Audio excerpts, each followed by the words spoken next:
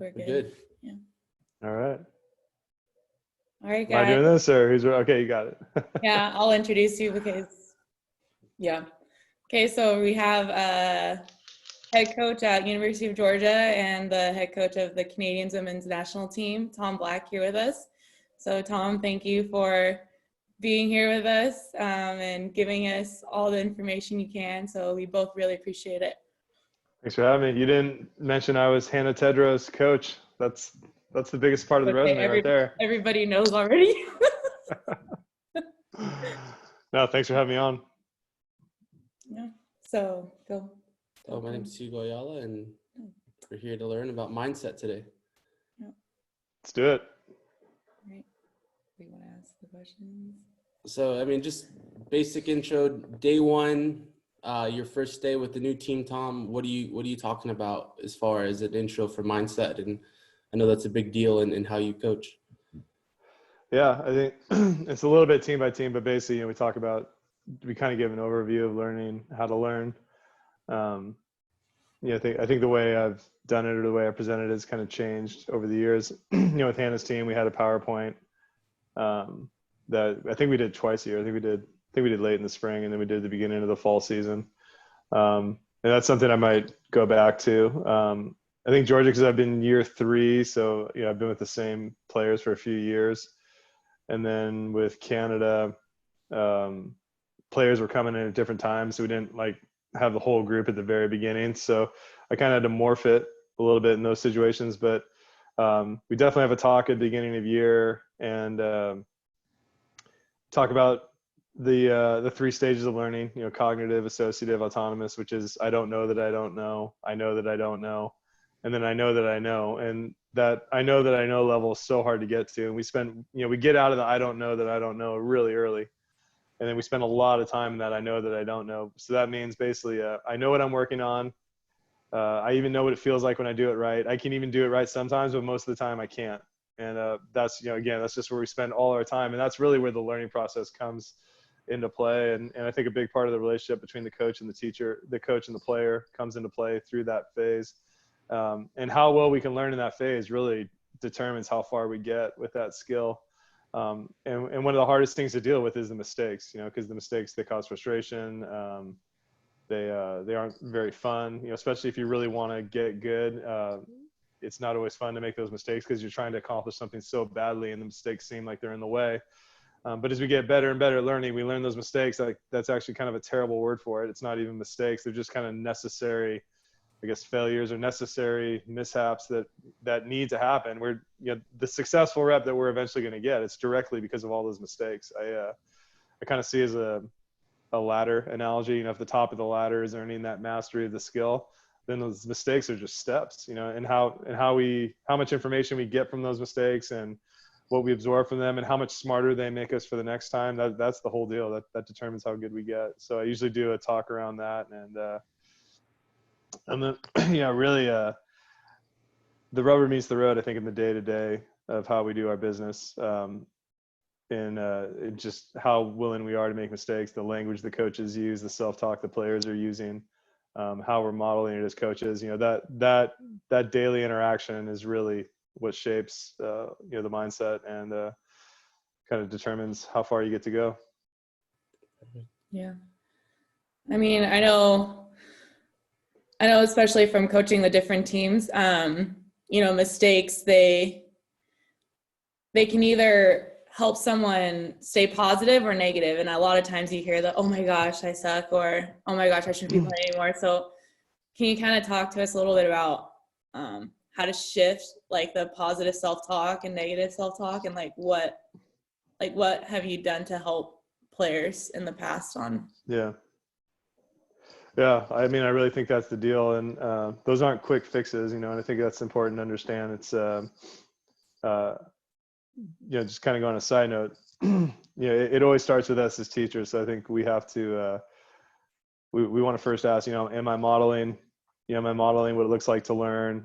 When players make mistakes, am I in my body language, in my tone, in my language, am I showing that it's okay to make these mistakes, or am I saying it's okay to make mistakes, but then, everything I'm projecting is showing the exact opposite? We have to be really mindful of that. And then I think also mentally as teachers, we just really got to understand that, like what you just talked about, that's a skill. You know, my ability to process a mistake and get myself away from language that doesn't solve anything, get myself towards language that kind of analyze the problem. That's an absolute skill, just like passing is a skill and hitting is a skill. And last time I checked, no one became a perfect passer in one day, right? So it's the same thing with learning. So I think one mistake that I've definitely made as a coach, and I think we can all fall trap to, just like the players, like we want to get good so badly that we get crazy frustrated with the mental skills, and we kind of expect the mental skills to just instantly fix themselves, but then we'll be patient with the volleyball skills. And skills are skills. You know, we're just looking for 2% growth all day. So so if a player is spending all day long saying, I can't do this, and then 1 or 2 times you catch them saying, I can't do this yet, that's a lot better. That's 2 out of 10, right? You know, like, and that's how it's going to happen. And then we try to go to 4 out of 10, 6 out of 10. So self-talk is a skill just as much as all the other volleyball things are a skill.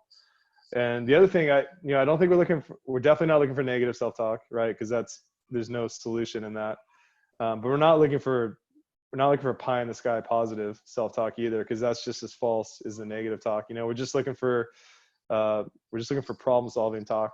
You know, so I think it's okay if people get upset or they get frustrated or they, you know, I'm okay sometimes even if a player kicks the ball, but there has to be something right after that, right? So if a player is upset or kicks a ball or pouts, I mean, Hannah, you did that stuff all the time, right? But there was always something at the end. You didn't just stay there, right? You know, so like if I saw you get really upset, but then right after that you're saying, hey, give me that ball again, or let me do it again, or like I got to finish a little differently, then that's great. You know, you had a little bit of a reaction and then you got yourself centered and you went on. So I think it's okay to be real, you know, as long as the final response is problem solving, right? And of course there's a dichotomy. If you're just punting balls every single time you make mistakes, like, hey, it's getting a little over the top. But you know, I think it's okay for people to be human.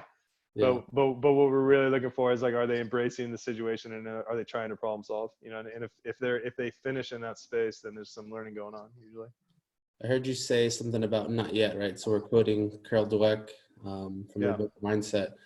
How do you present that whole concept, that phrase, not yet? I think hearing it the first time, you're like, wait, so you're saying, I don't know. I think one thing you do really well, Tom, like you definitely separate the learning and from, hey, that's just not a good mistake right there. There wasn't too much learning involved. We got to do it again. How do you separate the difference? I think sometimes, you know, coaches can fall in that trap. Like, are they learning or was that just poor effort? You know, how do we separate the difference and how do you present that not yet term to the kids to buy into it? A couple of things there, and I'm still working on this stuff. I mean, this is a work in progress, and I'm not an expert in this by any means. I'm just trying to read it and study it and get better at it. And but I think when you're initially presenting the learning, and we need to make mistakes to get to a higher level. I think we also want to understand that, Carl McGowan used to say this all the time. Everything you say to yourself, every cell in your body screams out, right? So it's so every time we're thinking a thought, it's very easy to see what we're thinking after a mistake. You can see it in the body language. Even if you recover your body language, you can see by that instantaneous reaction what the player, what the coach thought right away. So that's why language matters. Even the language we're telling ourselves that we don't say. So if I'm just constantly telling myself, I can't do it, or I stink, or this isn't worth it, or this is too hard, or I'll never get it. If that's what we're saying and there's no problem solving language after that, then our body language is going to reflect that. And just try it. Drop your head, drop your shoulders, pout a little bit, and see how good your effort is the next play. Right? It's, so it's like, if I tell myself I stink, my body language reflects that, my energy level goes down. I automatically can't be as good the next rep. Right? So that's why the language matters. So, I mean, you could tell your players that, hey, after every time you make what you think is a mistake this practice, I want you to tell yourself, I can't do this. And then if you could tell another player, every time you made a mistake today, I want you to say, I can't do this yet. And just see who has the better body language, right? And that's going to translate into the energy, and that's going to translate into problem solving. So our language really, really matters. Now, having said that, we're not perfect. Like this stuff is a skill. And if I've been telling myself I can't do this, and that's all I ever tell myself, again, as coaches, we got to treat it like passing. We got to treat it like hitting. Like hey, can we get ourselves to say I can't do it yet, and the player agrees, but it's still hard. They have these hardwired habits. So I just want to see 2% growth. If I can just see them say, hey, I can't do this yet, or if I can see them get a little more problem solving, I want to really acknowledge that and praise that, and and then we'll get more of what we reward. But I just can't stress enough. I think it's really, really important that we treat this as a skill, just like everything else. And that means it's not going to get better right now. Like, we're just looking to get a little bit better each day. And I think that'll help us teach better and help I think it makes it way less overwhelming for people too. Like, if you're trying to change a habit and you're telling them, hey, we just need to get a little bit better today, that's a lot different than saying, hey, you need to be the best learner ever today. Yeah. That gets really overwhelming. But I think we treat it some way at that time because it's, it just feels personal, or feels like a character thing. And I just think we want to make it more of a skill. And so hopefully I answered that. I just went in like 10 different directions. But No. okay. And then I know vulnerability is a big deal. Why is that important for both coaches and players? Yeah, vulnerability is hard, and some of us are better than others, and that's something I'm always working on. I think that's one of my biggest weaknesses, and I'm constantly trying to work on it each year. The vulnerability is important because that's basically openness, right? That's willing to be open to our faults, and I think it's pretty logical why you would have to do that if you really want to learn. So the opposite of that is really being closed or blocked off to our faults. So that's exactly like if you make a hitting error and you tell the coach, don't talk to me, I'm a great hitter, don't talk to me, right? I mean, you can tell them how. So that, and now it's a little bit easier to do that with hitting than it is with like, wow, I'm not listening well enough, or wow, I wasn't the way I wanted to be with those players, or like that stuff is a lot harder. But it makes being vulnerable all the more important, because once we open ourselves up, we can get the information that we need to learn. And then we also almost always find that when we open ourselves up, people are willing to meet us halfway.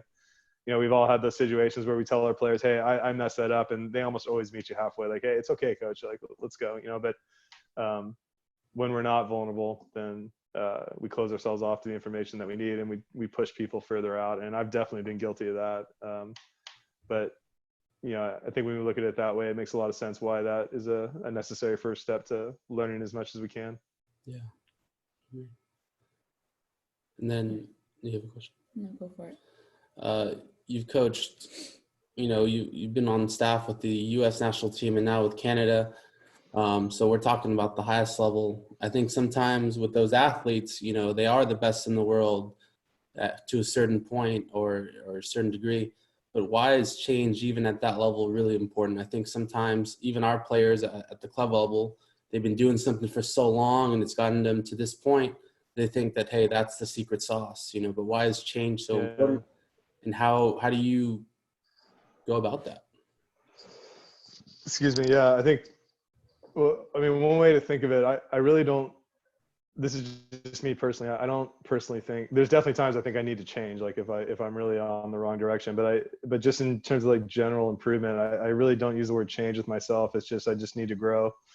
And I think it's just really with life. Like we constantly want to adapt. We constantly want to evolve as people. Or else we're stuck. Like we're stuck in where we're at, and nobody really wants that. So I don't think, and maybe this is kind of like word semantics, but just for me, it's, I want to get better today, just like you guys do, just like anyone who's watching this podcast does. That doesn't mean I need to like necessarily change. There is some change that will happen, but it's more about the growth. And, we just want to constantly evolve. So I just like to think of it that way. So as a player, it doesn't matter if I'm a club player or a college player or international player, like, of course I want to grow, right? I want to grow. And now there's some challenges that come with that, and you're absolutely right. So as we get to certain levels, if someone is on your top ones team and they're starting, then their play has allowed them to do that. It's allowed them to get at that level, right? And if someone is playing for the Canadian national team and starting, then the way they've decided to play, the way their body has played the game has gotten them to that level. So it's going to be hard to make a change, like you said, or to make evolutions. It's because the way that they've gotten themselves to play has gotten them to the level they're at. And now it can be a little bit risky. It can be a little bit scary. You're saying like, hey, we're going to disrupt this way that you've played. We're going to disrupt it a little bit, and it's going to feel really uncomfortable, but it's going to lead to this higher level. But you're going to have to take a little bit of a leap of faith as a learner. that is going to lead you to that higher level. And that's where as coaches, you know, we can't sell enough, you know, doing the stuff you guys are doing. You're showing video players are doing it right. You're trying to get them to agree. Do you see if you did this could lead to a higher level? I mean, Hannah, you had to go through all that with setting, right? I mean, you're setting, you got into a really good level, and then all of a sudden you're just throwing the whole wheel card upside down and having to change. Yeah, that wasn't easy. You went through that yourself. And, you know, but then as you start going through that, oh my gosh, I am playing a little bit better. And hopefully you can get that kind of improvement addictive, or, wow, I wonder what else I could learn next. And that's really what we're trying to create as coaches. We're trying to get them to understand how the learning loop works. Like, okay, I'm going to get to a level where this kind of gets automatic. This change is going to feel really uncomfortable. I'm not really going to quite feel like myself, but I can work through that. And then it's going to start to feel more comfortable. Then it's going to get to automatic. And then I get to the next level. And as you really start to understand that loop, you get more and more comfortable with the changes that learning takes. So I think that's one of the big goals of our gym for sure, but it's always going to be hard. I mean, whether it's a player who's achieving a lot of success in the club level, or a player who's achieving a lot of success internationally, like it's hard. I use the analogy a lot of walking. You know, if I lined up everybody in your club in a single file line, I said, hey, go walk to the wall. And then I asked how many people were frustrated by that. No one would raise their hand, right? You know, if I lined them all up and I said, hey, walk to the wall, and I made them all walk a different way than they're used to walking, the frustration level would skyrocket, right? Because I'm taking something that they never think about anymore. And now I'm really making them, you know, heighten their awareness towards it. And that's just what like a volleyball change is. You know, I've passed a certain level that's gotten me to start, and now you're changing my passing. It's just going to feel uncomfortable and scary, and I'm not sure if it's going to happen. And but as you get better and better at attacking that improvement, you get better and better for the next time, and then you realize it just never stops. And you can even get to the mentality just what's next, and you can get comfortable. You know, it's a cliche now, but you can get comfortable in those uncomfortable spaces because you know what's going to happen and where it's going to lead. So Yeah, I mean, those things are huge because, I mean, you have players coming from different high school programs who teach things so much differently, and then you come to club and you have someone who's here like really breaking things down, you know, the way they believe is the right way. But I think the older kids get, I mean, I can speak for myself, like it was very hard for me to like feel comfortable being uncomfortable, because you're like, oh my God, like this is not what I'm used to. And why should I want to, I guess not change, but why should I want to do it your way if my way's gotten there? And I think that's where, I mean, personally, I've seen a lot of that just everywhere, you know, not just volleyball, just, you know, this is how I'm used to doing it. So why should I even think about listening, you know? And I think, is there like, for me in the beginning, I try to build that trust with my players, you know, like, hey, this is, you know, you statistically, and you watch the videos, okay, we're showing you clips from national team level, this, you know, do you see what she's doing? But if we still have that little like resistance, you know, as a coach, you know, what's your method on going about that? Is it one of those things that, like, I know coaches don't ever throw their hands up and they're like, oh, you know what, just do it your way. It's how do you get to them where you feel like you're not pushing them so much, but yet you want them to keep coming over, you know? Yeah, you're asking a really big and really important question. I think, I don't know, that's a reality of being a volleyball player, of having to switch techniques per coach. And I don't know if it's necessarily the best way to develop a player either. You know, I think it's really hard. And I think that's one of the, I think there's a lot of things about America that has an advantage, you know, for volleyball players, but I think some countries have an advantage in terms of, you know, a lot of the best players are taught the same way, like from their youth all the way up to the national team. Like the head national team kind of coach controls everything, and it's all taught the same way. So I have a lot of compassion for players having to constantly change. And so I think what you're saying is really important for a couple of reasons. I think as coaches, especially at the level, so I have to deal with this. I deal with this internationally way more than I deal with it in college. I've got to live in reality a little bit. I mean, they're playing pro for 9 months away from me, and they're playing for a different pro coach every single year, right? And then they got to come to the national team. so I've got to understand like how much time I have and how much is realistic to change. And I think if I start drawing really hard lines in the sand, and it's just going to be miserable for both of us. I think club is better because you have them for the 9 months versus, the high school coach. But I think there's some clubs where, I think in a club, I think it's really, really important that 14 through 18 is being taught the same way, or 12 through 18. But some clubs aren't like that, So if I'm in a club and every coach is teaching something differently, I got to be a little compassionate to that. That is really, really hard to learn through. So I think if coaches, we need to understand if they are in that situation and have a little bit of space. I think, like I said, humans are humans, and that's got to be tough. And I got to find a way to make it safe and try to get changes at a pace that are realistic a little bit. I think that's important. Now, as a player, it is what it is, right? So yeah, if you're going to be great, you're going to have to go through a lot of coaches, and things like that are going to happen. And for as difficult as it is, there's players who have figured out a way to get better through all that, right? So I think as a player, that's the challenge, and as a coach, that's part of what I want to teach them. So a big part of the growth mindset and learning, and obviously is so fixed mindset. There's basically fixed mindset, that skills are born, not built, right? The people just are who they are, and no matter what I do, I can't change this. So a fixed mindset as a player is my situation is not allowing me to get better, right? And then with the growth mindset, a huge part of that is that I value the way I do things. I don't value the way people think about me, right? So so if I value how I learn, if I value how hard I work, if I value how much I get better each and every day, then I can go through some of these different these difficult situations where Hugo's taught me one way in the 15s. Now I have you in the 16s, and you're teaching me totally different.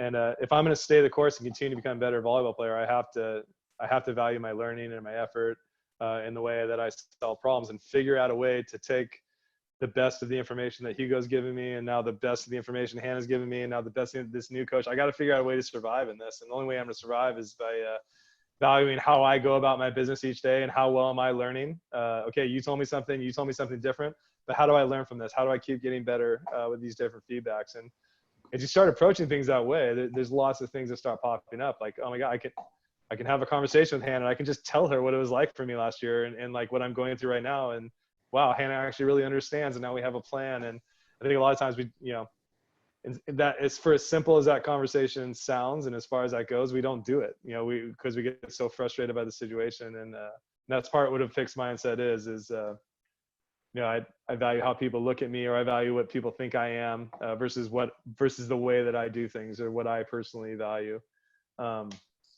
So national team players, it's the same thing.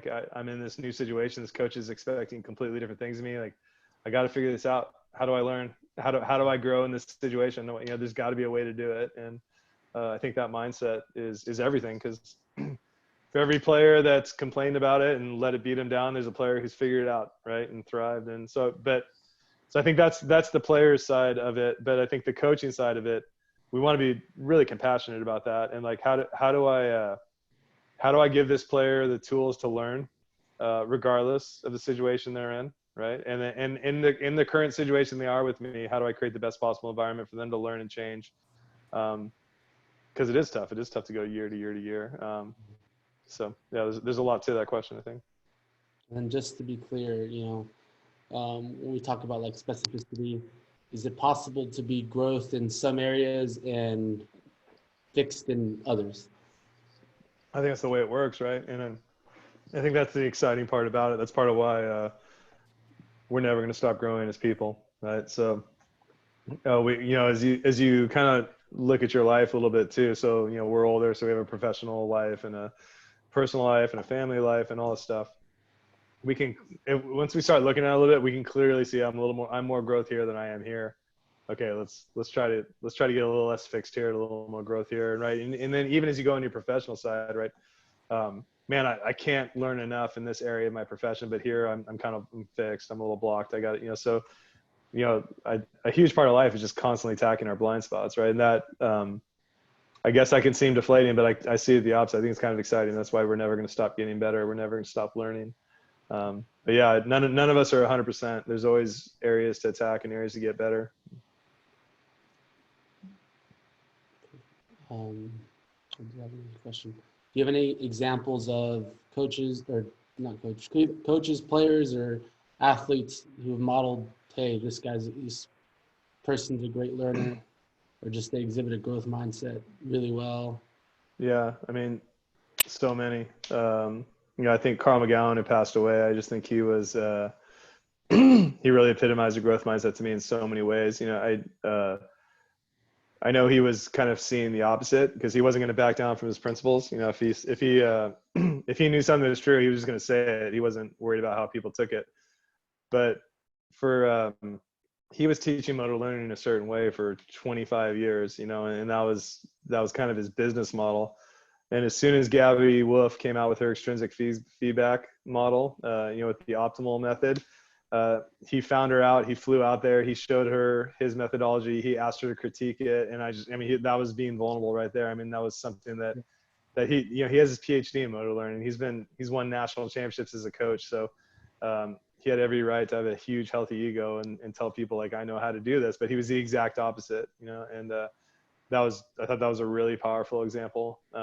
There's just been countless players. I think just working with the Canadian team, like you said, they've been playing for a certain way, and just their willingness to change, and players at USA. But I think as we coach, as we keep getting better at this, we just constantly see players changing and willing to put it on the line to get better. And that's one of the most rewarding things about coaching. I guarantee you have players in your gym, just because I know you guys, and I know what you guys are about. I guarantee you have players in your gym who are willing to get after it and get better, even if they're going to look bad. And that's just, and we all know it's going to pay off to where they're going to start looking pretty good. But that's just, that's the best. That's what coaching is all about. So, so countless examples. And that's part of why this profession is so awesome. And then now we're in a weird situation where we have to find other ways to get better than what we're used to.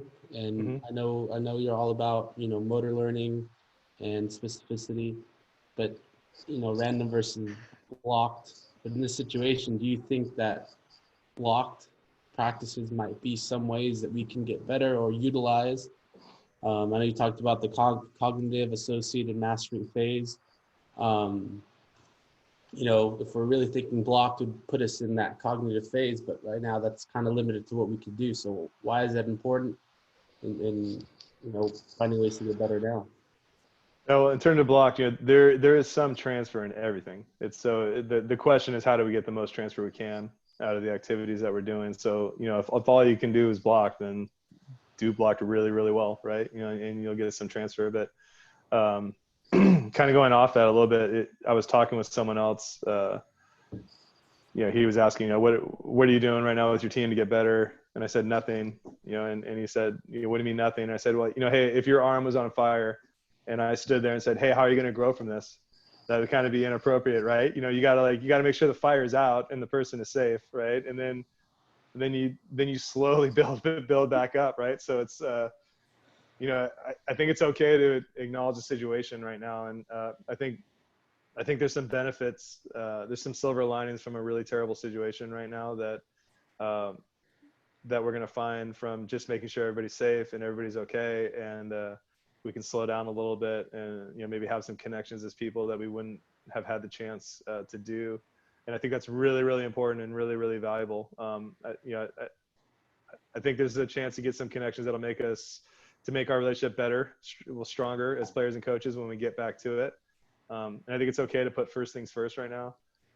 And I also think we can get connections from lots of different things. So, I would really promote just some curiosity in other areas of their lives. They're going to have a chance to read a little bit more, or watch a documentary that they wouldn't have watched, or just have a conversation with someone that they wouldn't have had.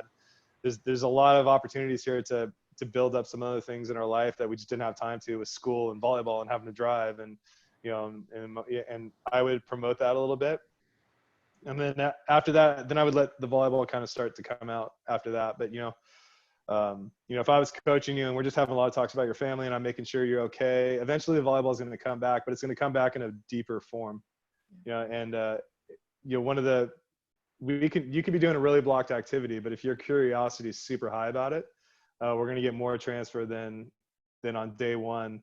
Okay, we're in lockdown, like, Hugo, do 20 approaches, like, got it. That's a lot different than making sure things are okay, us having some talks, us building a relationship, and you being like, man, and then eventually within a few days, then once you feel like things are, a little bit safe, then, I could see you being, hey, coach, actually, I want to be a better hitter. Like, okay, well, let's start do some approaches and really think about your first 2 steps, and then we start having some conversations that would be better than if we just got right into it.